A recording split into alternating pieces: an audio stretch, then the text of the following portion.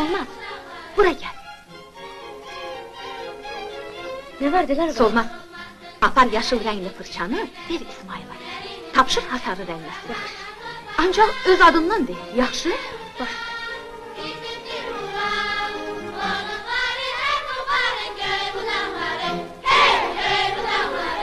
Renkler. Bak belə. Çok döyürdün, dönmezsen yol çekmeye. Gideceksen baş tutmadı arzun İsmail. Çok